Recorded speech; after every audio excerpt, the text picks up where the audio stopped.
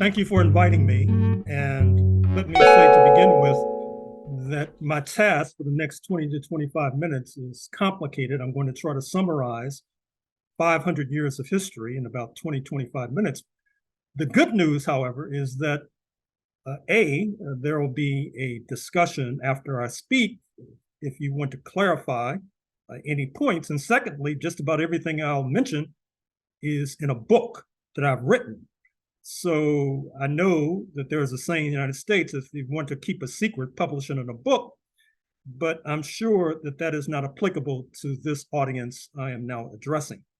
So let me begin post-1492, when Western Europeans were chased westward by Muslims, particularly Turkish Muslims that occupied the Iberian Peninsula, speaking of Spain and Portugal, until 1492, when they were finally expelled, which leads to the journey of Christopher Columbus crossing the Atlantic.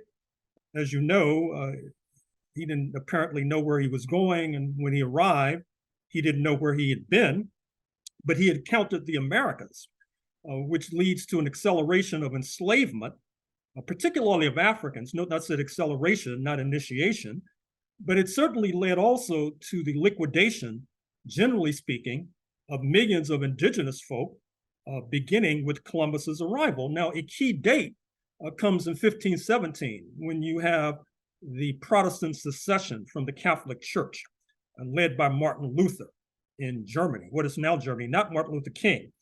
And what that does is introduce a split in the ranks of Catholicism, which had been a dominant religion in a good deal of Western Europe up until that time. A decade or more later, that Protestant faith had been adopted in London, and it's no accident that when the settlers crossed the Atlantic, sponsored by England, they bring that Protestant faith with them. However, Spain had the first mover's advantage. Recall that they sponsored Christopher Columbus. They had arrived in what is now Florida about 1565. Even before then, they had tried to settle just north of Florida, and in fact had brought enslaved Africans from the Caribbean as early as the 1520s, well before 1619, obviously. But the enslaved rebelled, defected to the Native American side, and chased the Spanish back to the Caribbean.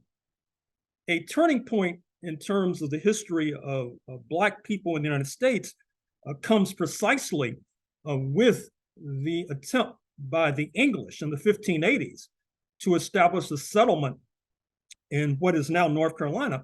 And this leads to this crucial creation of identity politics. I'm talking about the construction of whiteness.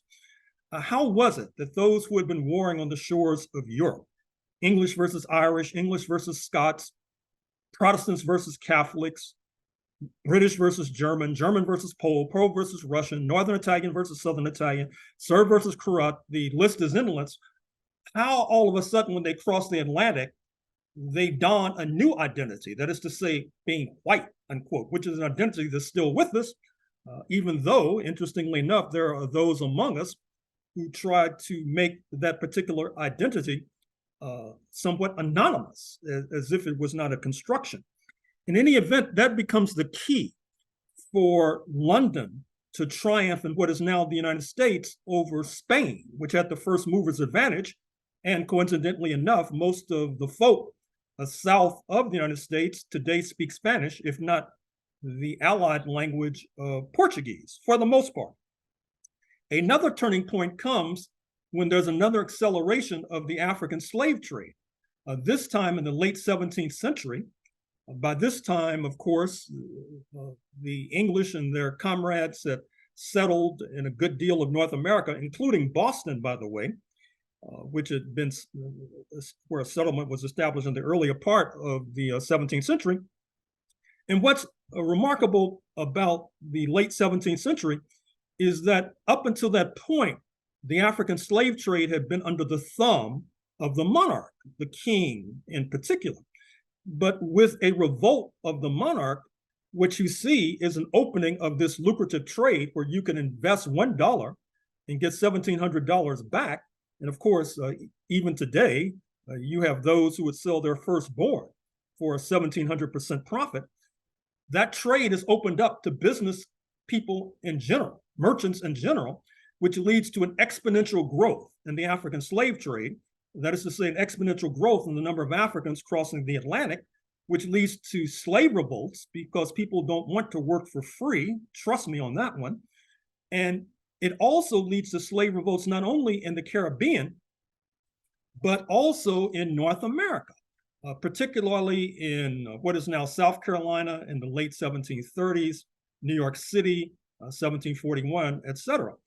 And you cannot understand the formation of the United States in 1776, which involves these colonists, these settlers, seceding from the British Empire and seeking to establish a new state, now known as the United States of America, without understanding, A, the fact that they were upset with London because London was trying to restrain their movement westward, liquidating the Native Americans because that was causing London to expend blood and treasure on the behalf of these land speculators like George Washington, who profited handsomely from the seizing of Native American land.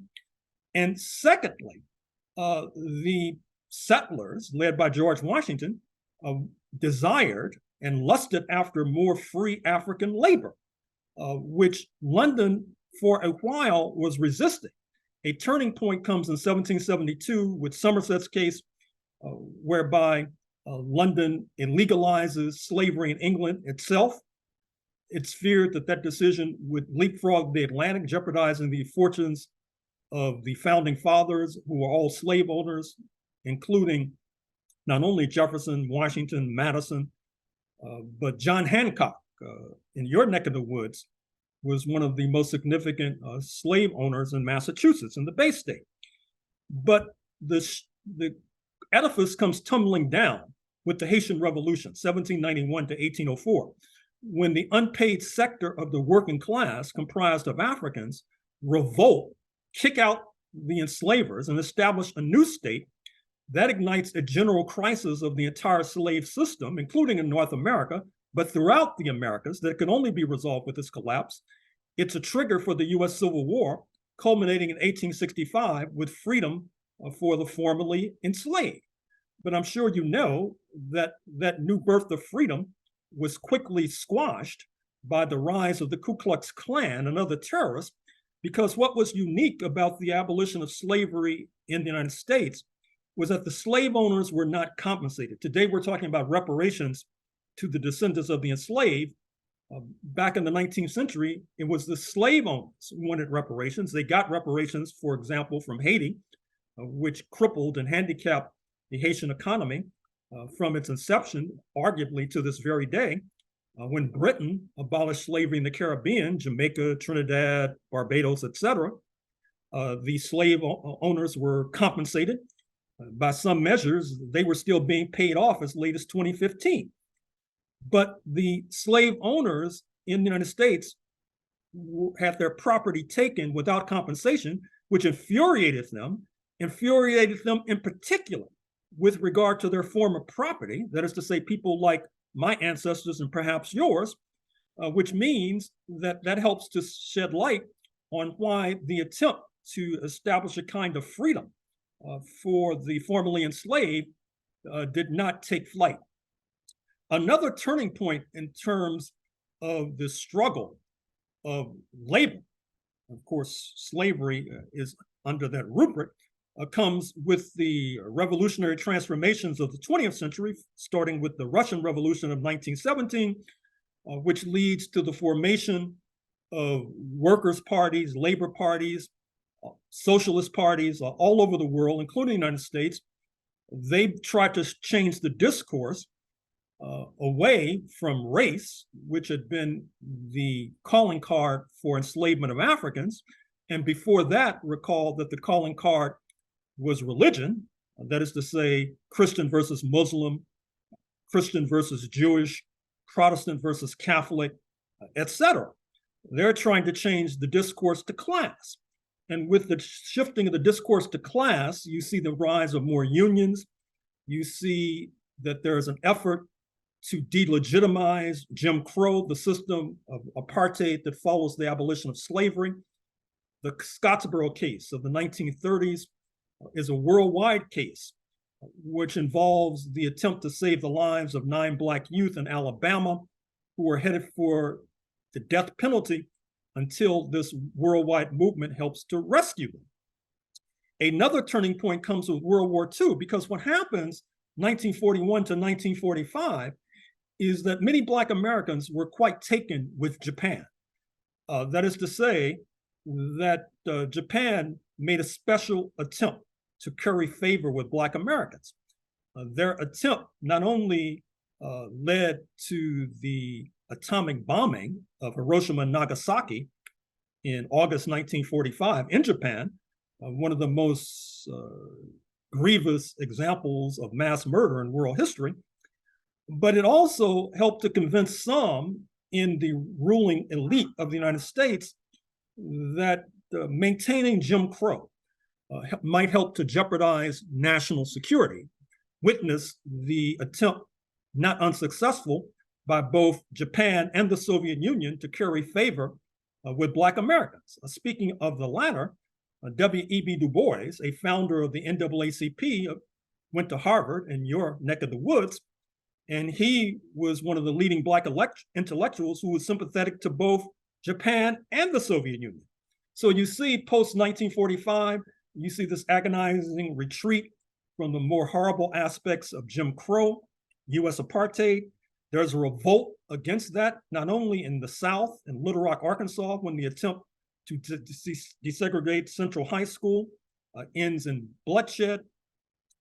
Also, Jackson, Mississippi, the attempt to desegregate the University of Mississippi. And I'm sure you folks can cite chapter and verse with regard to what happened in Boston with the busing controversy in the 1970s. In any case, another turning point comes in the early 1970s, when the United States is so mortified by not only the rise of the Soviet Union, but the Iranian Revolution of 1979, the Nicaraguan Revolution of that same year, the coming to independence of Mozambique and Angola as well in the 1970s, it blames the Soviet Union for all of these upheavals, and therefore cuts a deal with the People's Republic of China, that in return for China turning against the Soviet Union, there would be massive direct investment into China, which has today created this juggernaut that bids fair to leave US and US imperialism sprawling in the dust, which is where we are today, with the rise of China, which if present trends continue, will be the leading force and leading power on planet Earth in the 21st century, or surpassing the United States of America. And of course, these global events create a real dilemma for Black Americans in particular, and people of color in general. I say that because as a result of cutting a deal to see the retreat of Jim Crow, a good deal of the Black American leadership decided to throw internationalism overboard. You have all of these tumultuous and profound events taking place on a daily basis: the rise of the BRICS, Brazil, Russia, India, China, South Africa, the rise of China, the impending rise of India, the regime changes in Gabon, Niger, Mali. It's hard to find any Black organization or Black intellectual that can speak intelligently to all of these events, because they seem to be constrained to only talk about what's happening in the four corners of the United States, but you really can't understand what's happening in the United States without understanding what's happening in the world. So with that, I think I've come to the end of my time limit. 500 years in 15, 20, 25 minutes. The floor is now yours. Thank you. So I had a question not from your readings, or maybe just a tangent related to specific peoples or people nations, or particularly in the continent of Africa. I guess just kind of wondering, where do you see the future of like nation states versus maybe people groups, or what we might consider ethnicities, perhaps? Very interesting. Well, if I understand the question, which I'm not sure I do, I dare say that nation states, of which there are about 190 plus members of the United Nations headquartered in Manhattan, will be with us from some time to come, for some time to come. Now, there may come a time when there is a kind of homogenizing of societies and peoples all over the world, in which case there will be one world government as opposed to 190 plus nation states, national governments. But that may take a while to materialize. And I dare say that for the lifetime of most of the people within range of my voice, nation states will be what we'll have to wrestle with. So there's a question in the chat from Liz Anderson. What are your thoughts on folks like Dr. Cornel West and Claudia Carina running as socialist candidates for the 2024 presidential election? Is socialism via the ballot possible within the American settler colonial context? Well, with regard to the individuals you mentioned, I'm supportive of these efforts. And I say that because for whatever reason, there is a misunderstanding of presidential politics in the United States. As you know, you can get the most votes and still lose, as Hillary Rodham Clinton did in 2016. A US presidential election involves 50 plus different elections in 50 plus different jurisdictions. And then you know about the machinations of the Electoral College, whereby the victory comes there, not with regard to who gets the most votes. And so I won't digress to explain the ins and outs of that archaic contraption. Can socialism come within the context of North America? I think it's possible, but it would take a lot of changes in the present US society. To begin with, there'd have to be an exponential leap in the organizing of unions, that is to say, organizing of working class people. There would have to be an exponential leap in the amount of power that unions can organize, and likewise, a degradation and decline of the kind of political power exercised by the 1%, Bill Gates, Mark Zuckerberg, Jeff Bezos, Elon Musk, etc. So right now, it seems that we're a tad distant from that reality. But as the saying goes, a trip of 1,000 miles begins with one step, which is why I encourage, in particular, Cornel West, who I'm on record as supporting his presidential race. Wow. I'm seeing a hand raised from Tamashi. Tamashi, would you like to ask your question to Dr. Horne? Thank you so much, Ryan. Thank you, everyone at Ujima, for your service. Dr. Horne, it's so great to hear your voice again. Thanks for coming back to Ujima. I'm a big appreciator of your work. So you mentioned at the end of your talk the outcomes of a siloed thinking among Black people after the historic throwing overboard of the concept of internationalism, or the throwing overboard of internationalism as a priority. And that makes me want to hear you perhaps expound upon the current landscape and discourse around the ADOS movement. That's what that makes me think of, like the kind of a trend or a contemporary need among members of non-monolithic Black communities to isolate their thinking and emphasizing what's happening and what's happened inside of the United States, kind of dangerously divorcing our collective relationship from other African diasporic communities internationally. Can you talk about that a bit?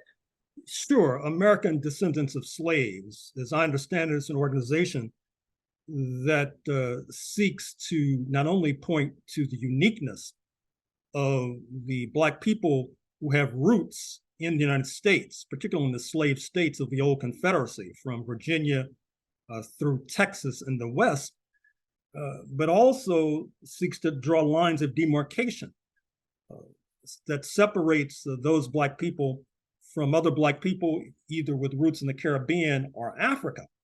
Now, I have to plead guilty because I think that ADOS may have misunderstood or misread perhaps some of the things that I've written.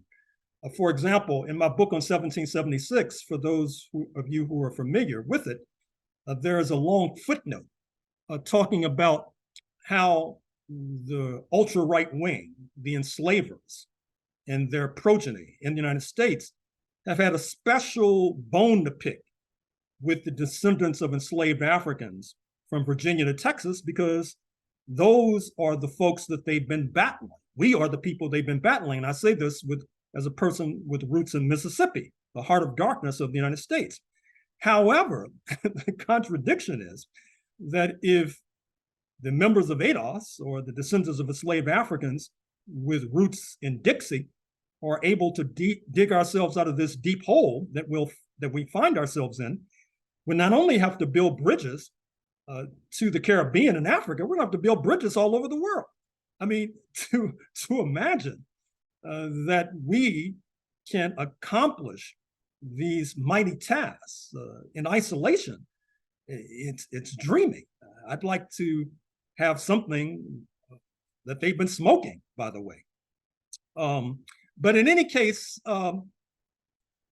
I take part of the blame for that, because perhaps some of what I've written has been misinterpreted. So perhaps I should just engage in a self-criticism. Another question in the chat from Athul. Dr. Horne, do you have any thoughts on the significance of the African Union and Africa's potential to be a hub for prosperity for Africans? Well, first of all, it's already happening. There is the African Continental Free Trade Area, which is trying to weld together the 4 dozen plus African nations into one market, with obviously South Africa, independence since 1994, playing a leading role. South Africa, by the way, is a member of the BRICS, Brazil, Russia, India, China, and South Africa, or some of us call it the CRIBS, China, Russia, India, Brazil, and South Africa, to put it in our patois. And the BRICS already, or the CRIBS, they're establishing an alternative system to that led by the United States. Speaking of the World Bank, the International Monetary Fund, both headquartered in Washington, D.C.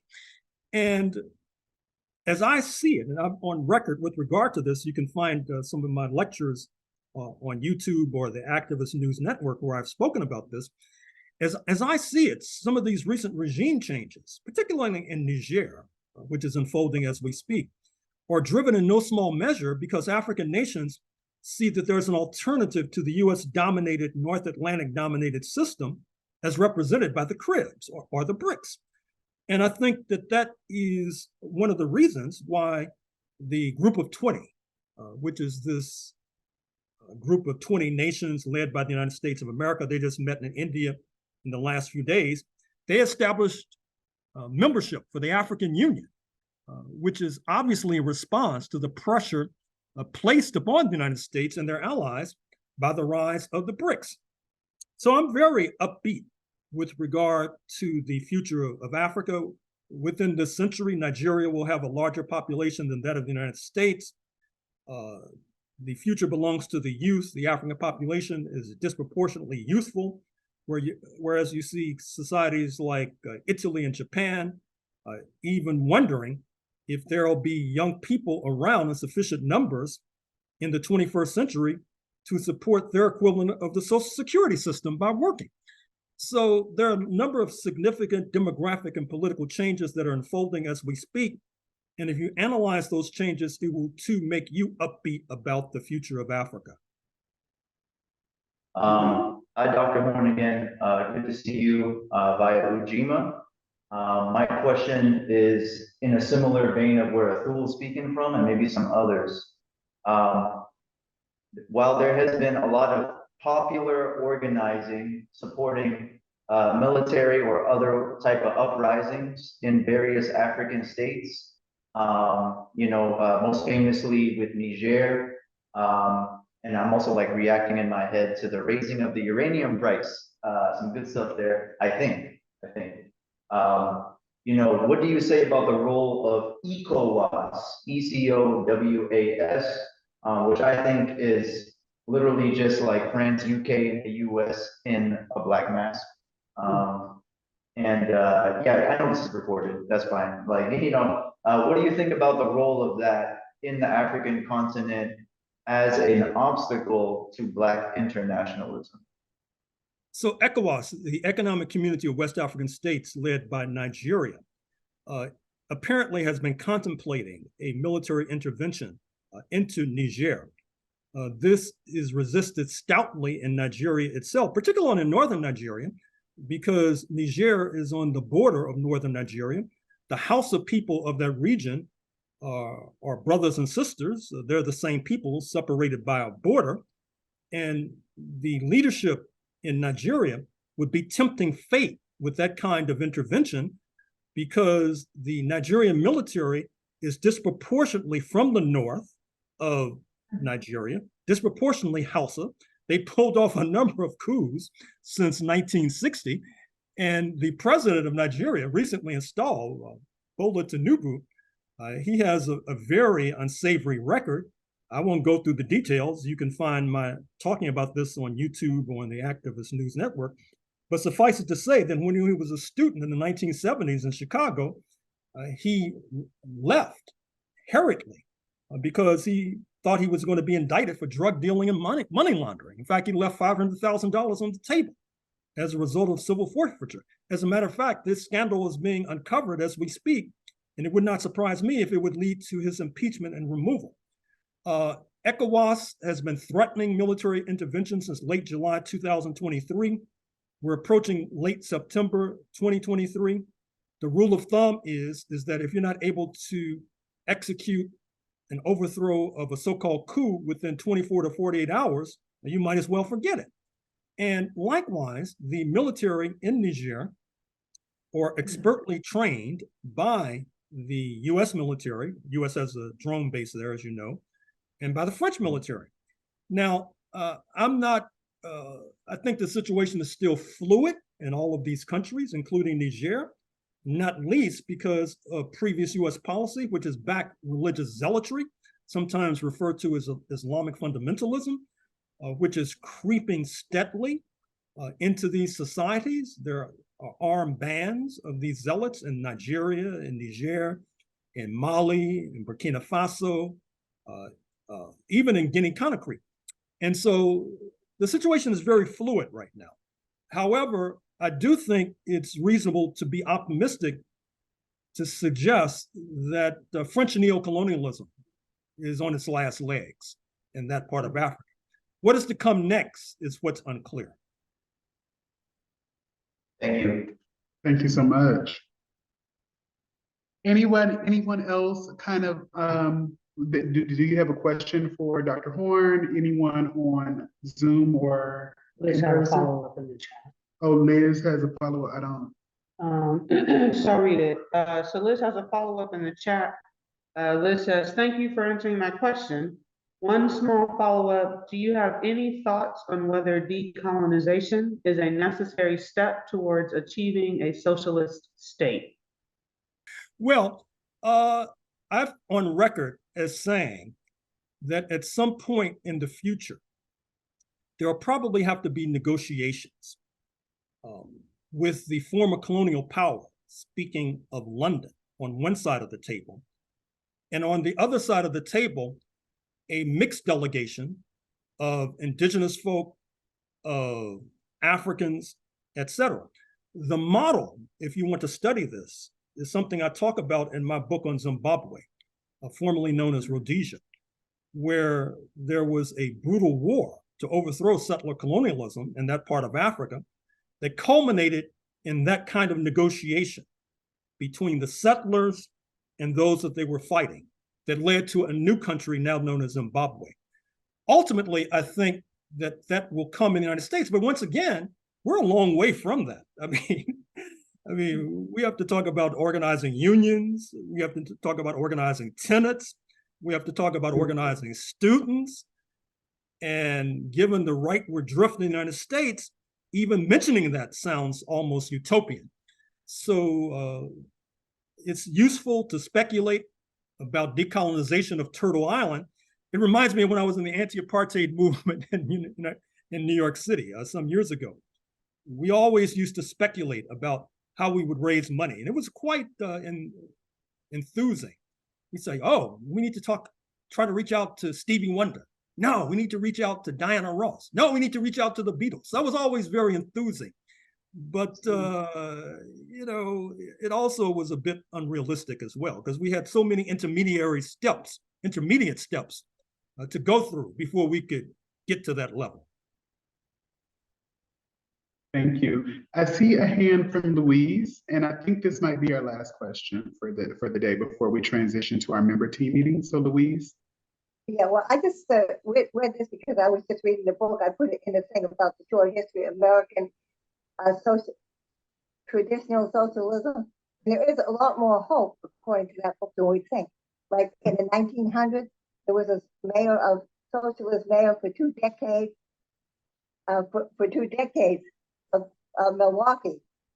And they had, because the media concentrated on the presidential candidates, not the local ones, but they called the sewer socialists because they had programs like infrastructure. I was shocked. They in the 1900s, they were quite strong. They had a lot of power, but of course they got that backlash, like what we're getting now. So I mean, that gives kind of hope. And a lot of blacks were involved in it, getting the blacks, the whites together. But then there's been a lot of blacks. Well, then Reaganomics and all that. And there still is a strong socialist. There is hope, but there's that backlash from the right, the alt-right, and everybody. What do you think about that? I think. Well, sure. I mean, I hope that I haven't sounded notes of pessimism, but talking about Lancaster House talks in London with the former colonial power, I don't think I could be accused of pessimism. However, I will say this. A fundamental contradiction of the United States is this, that if you look at settler colonialism, as I tried to explain in my opening remarks, it basically involved class collaboration. That is to say, when the settlers crossed the Atlantic from Europe, they were oftentimes sponsored by the 1%, and they had a mutual goal and ambition of seizing the land from the Native Americans, and with a little bit of luck and a lot of pluck, they could wind up getting enslaved Africans to work for free. Now, the enslaved Africans, because they were unpaid, were motivated to engage in class struggle. And so you've had this tension historically between the class struggle of the enslaved and their descendants and the class collaboration of the settlers and their progeny. And that contradiction is hardly grasped, let alone resolved. And so before we can begin to talk about recounting or recovering what happened in Milwaukee some decades ago, and of course Milwaukee was somewhat unique, let's talk about what was happening in Houston and throughout the Deep South and Atlanta, et cetera. We have a number of hurdles to overcome before we can get to a level where we can put that past behind us. Thank you so much, Dr. Horne, for coming and speaking to our community once again. We appreciate you so much. Thank you. I take it I can sign off? You can sign off.